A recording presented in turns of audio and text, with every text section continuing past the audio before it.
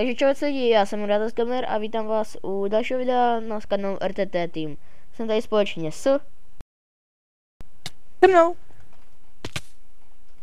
Ano, s trolem. A... děláme teda další review našeho domu, jak jsem minule říkal, tak budu dneska zase, budu tentokrát s trolem. Tady už můžete vidět první změny, to vám ukážu, ale zbytek potom. Ještě já mám nějaký meč, nevíš, koho bude. Nech to tam, všechny ty debile. Takže ty to nechceš, jako, abych ti to donesl, jo? A... No, tak jsme tady s tímhle kokotem. Tak mě náš ty věci. Čus bambus. Náš ty věci.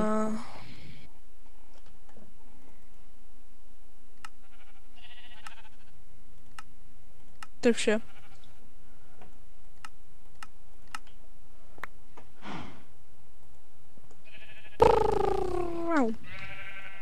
Tak, no, asi začneme tady venkem. Tady se toho od minulého videa nic nezměnilo.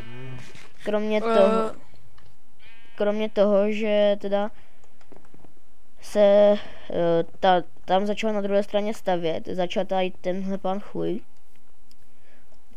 Tam se asi teďka dívat nebudeme nějak moc, protože tam není nic moc na vidění teďka. Ano. Tady pak bude vlastně nějaký cesta nějaká. A změny nastaly v tom, že půjdu brankou. Ne, změny nastaly v tom, že třeba tady jste posledně mohli vidět něčí barák, jenomže teďka už je tady akorát černá díra se strašně moc monstrama. Enderman! A tady ještě nevíme, co uděláme. Přemýšlím, že by tady byl nějaký metro, nebo že by se tady udělal nějaký přímo jenom redstone obvody s nějakým skladem a takovým, ale to ještě nevíme. Koukej, co mám! Budeme moc pokračovat. Takže tak a potom teďka vlastně tady to na vrchu už jste viděli, takže teďka se můžeme jít podívat semka. Tady už vidíte, že jsem vyprázdnil bedny, přetáhl jsem se úplně někam jinam, ani cedulky tady nic nejsou. To nedru se tak ještě dneska půjdeme podívat, tam taky. Nebo abyste tam, já se tam jdu podívat teďka, ukázat. Ne. No já už jsem v nedru skoro. No už jsem v nedru. Upomínky, úkoly, juhu. Tady jsou prostě, už prostě začátek schodů. Co víc dodat. Začátek schodů od cesty do Netherhubu, tady jsou bedny s nářadím a takovým. A ještě se to bude nějak designovat, není to nic moc. Tak. Takže jsem zpátky. A jdu tady přes knihovnu, to jste taky minule neviděli, je tajný vstup semka.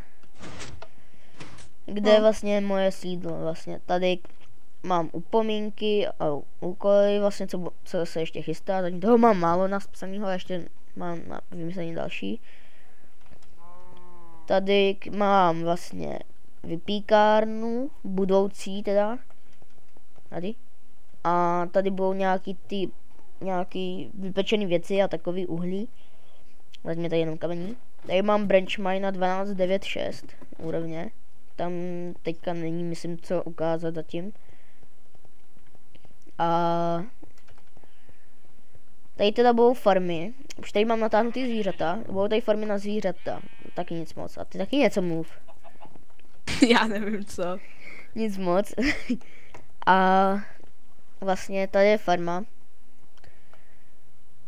To půjdeme ještě ke mně, jim to tam ukázat, tak já to tam úplně luxusní. No, ne luxusní, tady už se na tom taky hodně pracuje. Teda, zrovna dneska. Tady mám menší skládek, ještě ani automatické není.